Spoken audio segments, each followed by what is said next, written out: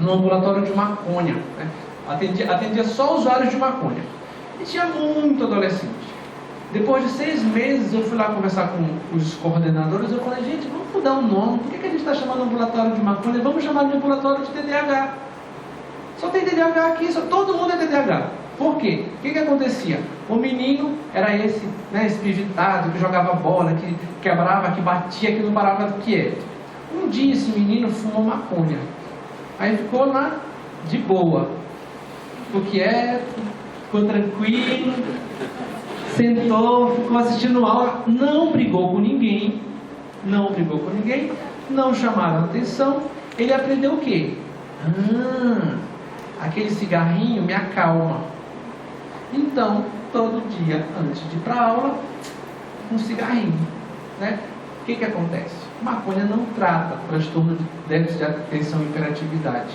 Esse menino vai fumar durante muitos anos, vai se tornar um dependente químico e vai continuar a ter transtorno de déficit de atenção e hiperatividade. No final ele está com 2 doenças. Ficou com 2 coisas graves. Vamos ficar de olho nesse menino também. Transtorno de personalidade. Esse aqui, o negócio fica complicado. O que é o transtorno de personalidade, pessoal? É uma pessoa que tem um jeitão que é quase próximo à normalidade. Faltou um pouquinho, mas esse pouquinho faz uma falta e a pessoa não consegue ser exatamente igual a todo mundo. Tem vários tipos de transtorno de personalidade. Tem um antissocial, que é o psicopata. Esse aí todo mundo tem medo, né? Psicopata. Mas tem outros mais sutis que passam por nós, a gente nem percebe. Tem transtorno de personalidade que tem uma vida normal, que nem parece que tem um transtorno associado. Os mais comuns associados à dependência química, o transtorno antissocial, que é a história do psicopata, e um paciente com déficit de atenção. O paciente borderline. Vamos já falar dos dois. O que é o transtorno de personalidade? É um estilo pessoal de vida que é mal adaptada, inflexível, prejudicial a si próprio e aos outros. É um comportamento duradouro. Qual a diferença de quem fica assim de quem usa droga? Porque dá para confundir. Olha, meu filho, ele deve ser psicopata. Porque ele falou para mim que se eu não der dinheiro, ele me mata. Ele já quebrou meu braço. Psicopata. Não, gente, pode não ser. Lembra da fissura? Pode causar isso. Seu filho era assim antes de usar droga? Não, doutor, ele era ótimo. Psicopata é psicopata desde que é criança, pequenininho. Ele pega e toca fogo no rabo do gato. Ele mata o cachorro, né? Ele já é um bichinho estranho desde criança. Então, assim, um transtorno de personalidade antissocial piora com a droga. Mas as mães, os pais não vão dizer assim, não, ele era um santo, só depois da droga que ficou. Esse é até mais fácil a gente saber quem é antissocial e quem não é, né? O diagnóstico a gente só pode dar para adulto, porque tem a ver com personalidade. Personalidade tem que ser no adulto para a gente falar de como é essa personalidade. Transtorno de personalidade, a gente fala que é um jeitão da pessoa, é um jeito dela ser. Vamos falar dos 2 tipos. Característica do sociopata, do psicopata. Existe um fracasso em conformar-se às normas sociais com relação aos comportamentos legais, indicado pela execução repetida de atos que constituem motivo de detenção. A pessoa não liga para a regra social.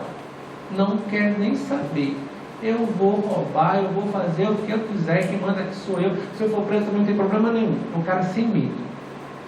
Impulsividade ou fracasso em fazer planos para o futuro. É tão impulsivo que não pensa no futuro. Calma. Isso parece dependente químico, né? Calma. Porque a droga também faz a pessoa ficar parecida com isso.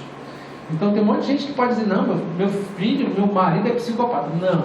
Está usando droga? Não dá para dizer que é. Tem que ver o cara limpo para a gente fechar o diagnóstico. Irritabilidade e agressividade indicadas pelas repetidas lutas corporais ou agressões físicas. É um cara que briga muito. Um desrespeito irresponsável pela segurança própria ou alheia. Ele não tem medo de nada. Ele sobe na moto, fica em pé, se cair, caiu. Psicopata, como ele não tem medo de nada, ele é o líder da cadeia.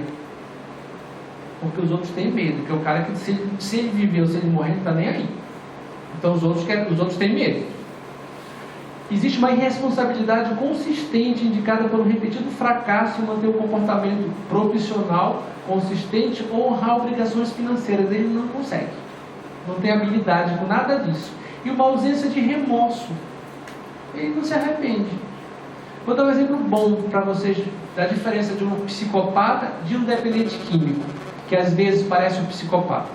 Eu trabalhei numa internação, numa enfermaria de internação, onde muitas das vezes os usuários de drogas chegavam com histórias que pareciam histórias de psicopata. Eu lembro do paciente que chegou assim, ele tinha comprado uma bicicleta para dar para a filha, criança, e deu no Natal. No ano novo, ele foi na boca de droga e trocou a bicicleta que a filha dele não ficou uma semana brincando por droga, comprou crack. Trocou por crack. Quando ele chegou, ele contou essa história, eu que colhi essa história, né? Estava lá, anotei, e eu fui lá e troquei, usei crack, usei um monte de pedra, não sei o que. Tá. Depois de 2 semanas, eu fui conversar com ele, continuei conversando, ele foi fazendo a desintoxicação. Depois de 2 semanas, eu pedi para ele me contar de novo a história da bicicleta. Ele começou a contar a história e começou a chorar. Chorar. Eu não sei que tipo de pai eu estou virando. Parece que a droga tira a sensibilidade, cria uma casca. Quando vai desintoxicando, essa casca vai sumindo e essa pessoa volta a ser quem ela era. Então, que tipo de pai eu sou que compra uma bicicleta num dia e na semana seguinte tira a bicicleta da filha? Eu sou um monstro. E chorava. Aí também posso lembrar de um que falou assim, quando chegou: deu uma surra na minha mãe. Depois de 1 mês. E se ela vier aqui, eu vou dar outra. Quer dizer, não sei se esse aí é só droga, né? Pode ser uma outra doença, pode ser um transtorno de personalidade. Transtorno de personalidade borderline é o emocionalmente instável. Borderline, gente, é um transtorno muito complicado. É difícil desenhar para vocês como é um transtorno de personalidade, porque quem não tem o hábito, quem não conhece, fica pensando, mas como deve ser um transtorno de personalidade? O transtorno de personalidade, de cara, eu posso dizer para vocês que é como se fosse uma neurose, quase uma psicose, né?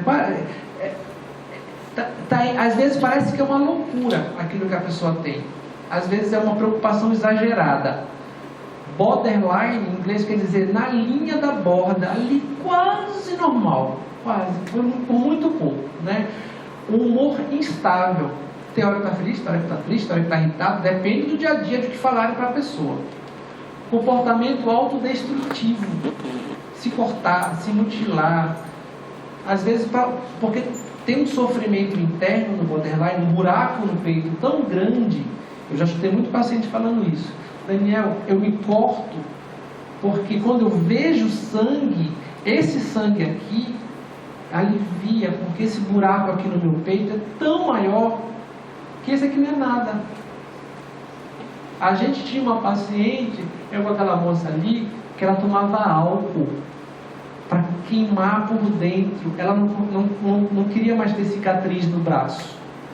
Ela tomava álcool puro quando chegava em casa, porque ela sentia o álcool queimando. Sentia a dor, era um jeito de aliviar esse buraco no peito. Olha que maluquice, né? É muito grave, não é pouco grave. Mas olha só, o que aconteceu? Para tomar álcool, para aliviar essa dor, ela criou uma nova doença. Ela virou alcoólatra. Era para aliviar isso aqui, apareceu uma nova doença, o alcoolismo, né? Relações afetivas instáveis. Tem uma hora que ela ama aquela pessoa, depois ela odeia aquela pessoa. Eu tive uma paciente, Marisa. Primeira consulta: gostei de você, doutor, você é ótimo. Segunda consulta, me levou um relógio caro, me deu, porque você é o melhor médico, o único médico que me entendeu. O meu chefe, eu era estudante na época, falou: olha, guarda que a história não acabou. Guarda, nem leva para casa. Terceira consulta: você é um médico de merda, igual a todos os outros, você não serve para nada. Cadê meu relógio? Aí eu devolvi o relógio para Marisa. Aí ela olhou, era um relógio, gente, que vinha dentro de uma caixa de acrílico, que abria igual remédio, tinha que dar uma quebrada, né? E aí quando ela viu que eu não tinha aberto a caixa, ela falou assim, nem se importa com os presentes que eu dou. Nem abriu.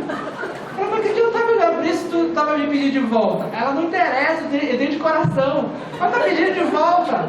Então, estou pedindo porque você não merece, porque se você merecesse, você tinha usado o relógio. Olha só, né? E aí é uma loucura, louquíssimo. E aí, relações instáveis. Uma hora ama, na outra hora, aquela pessoa que ela mais gostava vira o inverso, a pessoa que ela mais odeia. Impulsividade, inclusive no trabalho, nas relações amorosas, com terceiros, medo de abandono e autoestima comprometida. O medo de abandono, pessoal, é uma das principais características do borderline. Ele vai fazer de tudo para não ser abandonado. Faz tanta coisa para não ser abandonado que todo mundo sai de perto. Abandona, só de medo, né? Só de medo, porque exagera na dose. A gente tem uma paciente lá no CAPS, né? Do coração. Uma das primeiras consultas comigo, ela abriu a perna e fez xixi em pé. Ela aí falou assim, eu quero fralda. Aí eu falei, aqui não tem fralda, aqui não é pediatria. Aí ela falou, então eu vou ficar mijada. Eu falei, problema teu. E aí, por que ela quer fralda? Qualquer um de nós ia ficar incomodado de colocar fralda. Mas às vezes ela é tão regredida que ela quer ser tratada como uma criança. E quando a gente põe fralda, isso quer dizer o quê? Que a gente está cuidando do outro. Ela quer fralda. Me amarra. Ela quebrou o vidro lá do trabalho. Para quê? Para a gente segurar, amarrar, para não quebrar mais nada. Ela adorou. Achou o máximo, né? Ficar amarrada. E aí a gente tem que ter cuidado, porque não dá para ela quebrar as coisas do serviço, mas também se a gente vai amarrar toda vez que ela for, isso não é tratamento. Ela quer ser amarrada. Olha que maluquice. Aí ela fala assim, eu não gosto de beber, eu não gosto de dar crack. Mas o cara com que ela sai, compra para ela. Porque ele também compra para ele. E aí fica uma coisa estranha, porque ela acaba usando porque os outros dão. Entendeu aonde entra a droga aqui nessa doença? Às vezes a pessoa se submete para não ser abandonada ao desejo do outro. Então assim, eu nem gosto muito de crack, mas ele está fumando, ele comprou, eu não quero que ele vá embora, eu não quero que ele me abandone. Fuma junto. E aí uma pessoa que já é tão instável assim, sob efeito de droga, vocês imaginam que vira uma bomba relógio, né? Fica bem pior. Vamos lá. Transtorno de sono. Isso aqui é importantíssimo também, gente. Quanto tempo eu tenho, pessoal? Só para não ficar aqui. Já são 3 horas da manhã, não? Eu não tenho horário para voltar para casa, tá? Quanto tempo eu tenho? 3 horas, tá ótimo. Então vamos embora. Tá bom, obrigado. Mais um pouquinho, gostei do tempo, bem calculado. Transtorno do sono, pessoal. Uma coisa que é importantíssima para falar de transtorno do sono. Olha só. Aqui. Existe uma forte correlação entre insônia como forte preditor de recaída. Ou seja, tem um monte de gente que para de usar droga e sem a droga fica com insônia. Principalmente o álcool. O que acontece? Uma noite sem dormir, 2 noites sem dormir, na terceira começa a ficar com saudade de tomar uma pinguinha para poder dormir em paz. Na quarta bebe e recai. Recaiu por quê? Porque não estava dormindo. E é verdade. A gente tem que ter muito cuidado com a insônia, porque a insônia faz um monte de gente recair. E se fala muito pouco disso. Vou falar de umas outras compulsões, tá, pessoal? Que tem a relação direta com dependência química. Jogo patológico. Associação direta. O que é jogo patológico? Pensa no conceito da dependência química, tudo aquilo, aumento do diminuição do repertório, a compulsão, a questão da tolerância é igual. São pessoas que jogam muito e quanto mais jogam, mais elas querem jogar, mesmo perdendo dinheiro, mesmo se colocando em situação de risco. A associação do jogo patológico com álcool e com droga é muito grande. A gente tem paciente lá no serviço que é assim, vai lá comprar droga, cheira cocaína e fica colocando moedinha na maquininha caça-líquido. E fica nisso, né? Cheira moedinha, a noite inteira. A noite inteira. Muito dodói, né? Vou pular as questões mais técnicas. Tem tratamento, dá pra gente medicar. O que é importantíssimo, pessoal, aí, ó. A associação do jogo patológico com outras doenças, principalmente depressão, transtorno bipolar, ansiedade e, mais fortemente, uso, abuso e dependência de substâncias. Ou seja, eu conheço várias pessoas que estão com um copão de uísque jogando poker na internet. Tá lá jogando poker. Quanto mais bebe, mais gasta tem para ficar jogando poker. E tá com dois problemas importantes. Compulsão sexual é outro problema relacionado diretamente com dependência química. Vamos pensar assim. O nosso cérebro tem uma região do nosso cérebro chamada sistema de recompensa. O que é o sistema de recompensa? É um estômago para tudo que é prazeroso. Qualquer coisa que seja prazerosa vai satisfazer essa região do cérebro. Então, droga é prazeroso, vai para essa região. Comida, sexo, álcool, atividade física, trabalho para quem gosta, carinho, amor, internet, Pokémon, tudo isso vai para lá, né? Vai para essa região. E o que acontece? Quanto mais eu uso aquilo, mais esse estômago, igual o estômago de uma pessoa que é obesa, dilata. Quanto mais dilata, mais eu quero. Por isso que as pessoas aumentam a quantidade de droga. A compulsão sexual, ela parece muito semelhante a isso. Então, eu posso tirar a droga e colocar o sexo no lugar. Não é a pessoa que transa muito, não é só isso. É uma pessoa que transa, que faz tanto sexo, que começa a ter problemas na vida pessoal. Falta no trabalho, começa a gastar dinheiro demais, muitas horas na internet vendo vídeo pornô, ou vai no prostíbulo e gasta horrores, ou sai com vários parceiros, fica viciado nesses aplicativos de encontros casuais. É grave. Não é assim, eu fiquei com 2 pessoas no final. Não é isso, é pouco. É muito sexo com comprometimento, tá? Então, olha só que interessante. Compulsão sexual... Não, comportamento sexual inserido num contexto do espectro mais compulsivo igual a compulsão por drogas. Apesar dos prejuízos, a pessoa continua fazendo dessa maneira.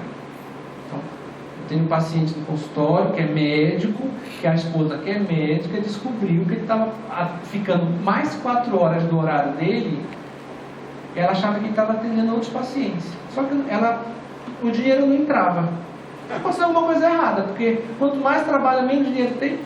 Ele desmarcava os pacientes, colocava os nomes lá, qualquer um na agenda, se trancava e ficava 4 horas vendo filme pornô. E se o paciente faltava, melhor ainda, que era mais um pouco para ele assistir. E ficava se masturbando, 4 horas de masturbação, né? E aí, muito tempo, se era na hora do almoço, ele começou a esquecer de buscar as filhas no colégio. Quer dizer, a doença é igual a dependência química, né? O cara que vai buscar o filho no colégio, que bebe tanto, que perde a conta, vou tomar só mais uma, e fica, se perde. Vamos lá. Eu vou pulando, só para ilustrar aqui. Comportamento sexual compulsivo e impulsivo, atos sexuais repetitivos, busca compulsiva por parcerias sexuais, masturbação compulsiva, consumo exagerado de pornografia, uso compulsivo de internet para excitação sexual. Então, tudo isso faz parte desse pacote. Popular. Comprar compulsivamente. É droga? Gente. Tem gente que compra e sente prazer como se estivesse usando droga, né? Vou dar um exemplo bom.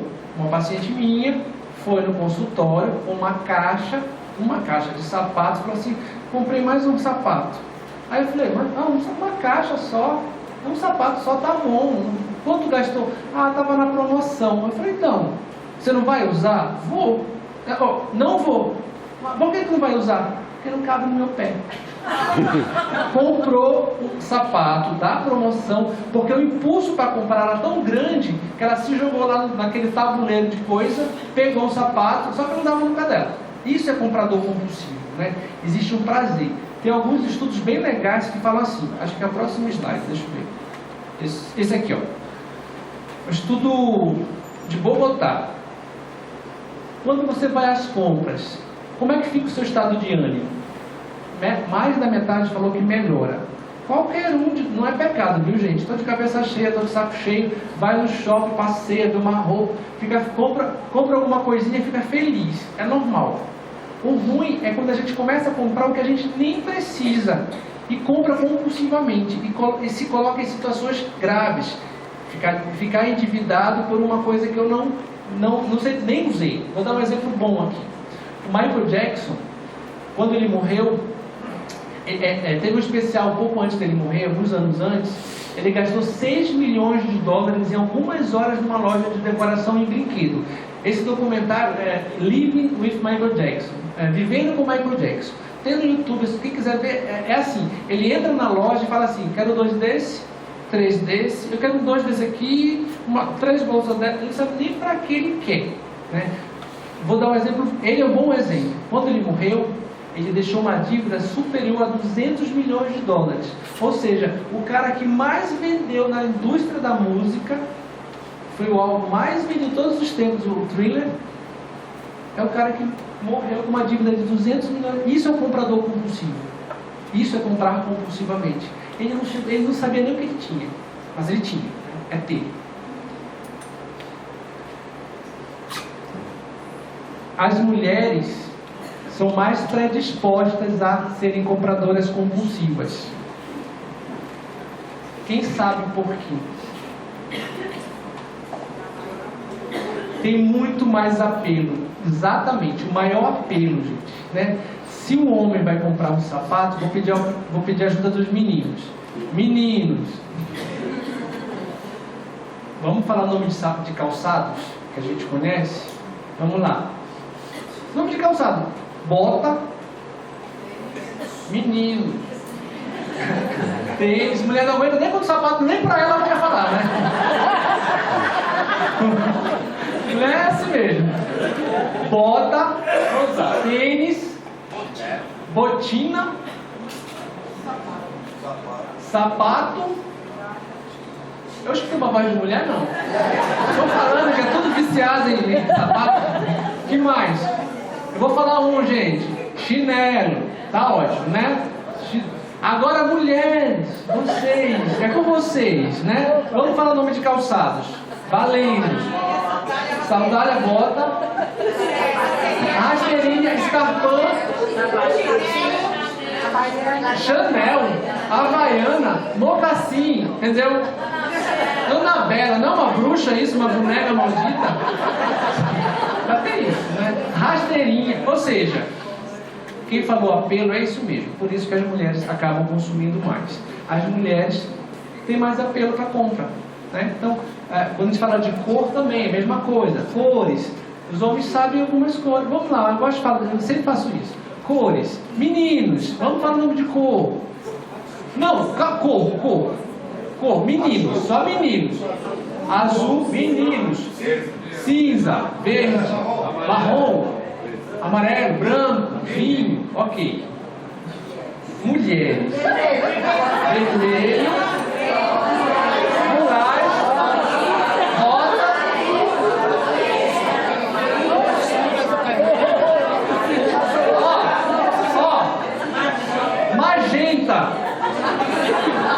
Essa eu aprendi recentemente.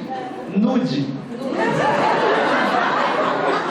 Aí eu vou comprar uma camisa, veja uma camisa branca, aí ela traz 3 cores de branco. Eu vou escolher a que seja menos encardida, né? A mulher não, ela vai comprar, ela vê um branco, off-white, nude e assim, rosa bebê, rosa choque, rosa pink, rosa mate. Essa é o lançamento. Então assim, o apelo é muito maior. Vamos lá. Por isso as mulheres acabam sendo mais compradoras compulsivas do que os homens. Amor patológico, está acabando. Gente, a mesma coisa. Comprar dá barato. Amar também dá barato. Tem gente que fica enlouquecido, né? Quando a gente está apaixonado, muda um monte de coisa no nosso cérebro. e dá um baratinho, a gente fica meio doido, né? Por isso que na adolescência a gente faz um monte de besteira, assim, umas cagadas, né? E aí, com mais idade, a gente começa a ficar mais cuidadoso, o que não quer dizer que a gente não possa recair. Tem gente que tem predisposição a amar patologicamente. Codependência é um tipo de amor patológico. Entendeu? Quando a gente ama mais o outro do que a gente mesmo. Fica a dica. Fica a dica, tá bom? Então vamos lá. Comportamentos repetitivos e sem controle de prestar cuidados e atenção ao parceiro, parceira, forma excessiva com intenção nem sempre expressa de receber o afeto e o carinho do outro e evitar sentimentos próprios de desvalia e angústia. O comportamento é persistente apesar dos prejuízos de exposição tanto para si quanto para a família. Ou seja, a pessoa, ela rasteja, ela se humilha, ela faz muita coisa, ela promete que não vai fazer e faz de novo, né? Vocês lembram da Heloísa da novela? Né? A Heloísa daquela novela da Mulheres Apaixonadas, Atormentadas, era exatamente isso. Ela ficava tão maluca que ela tinha ciúme da sombra dela. Ela bateu o carro porque ela viu um cara que era parecido com o marido dela, de mão dada com uma mulher. Nem era o marido, mas ela perde o controle. Mais comum entre as mulheres, também. E também, pessoal, não é porque as mulheres têm alguma deficiência mental. É porque nossa sociedade programa as mulheres para isso, né? Eu dou um carrinho para o meu filho e dou a Barbie e o Ken, porque é mais legal o casal. As meninas aprendem desde cedo que mulher sem ninguém é o quê? Solteirona, né? Parece uma desgraça, a filha solteirona, não casou. E aí tem um peso social enorme. Então assim, eu prefiro me humilhar do que ficar solteira, ficar sem ninguém. Os homens não, a gente compra um carro e ainda vai passear, porque a gente aprendeu, dá para ser filha dirigindo. É cultural, tá, gente? Não é porque os homens são melhores. Culturalmente é o que a gente faz, né? E aí olha que coisa maluca. Vou dar um exemplo. A França é um dos países que tem feito isso. Os brinquedos, quando eles têm algum caráter sexista, então, um brinquedo que é mais para menino ou mais para menina, os fabricantes estão sendo obrigados a colocar na caixa do brinquedo os dois sexos, menino e menina. Então, se tem uma tábua de passar de brinquedo, de um lado é o menino passando a roupa, do outro é a menina, porque o homem também passa roupa.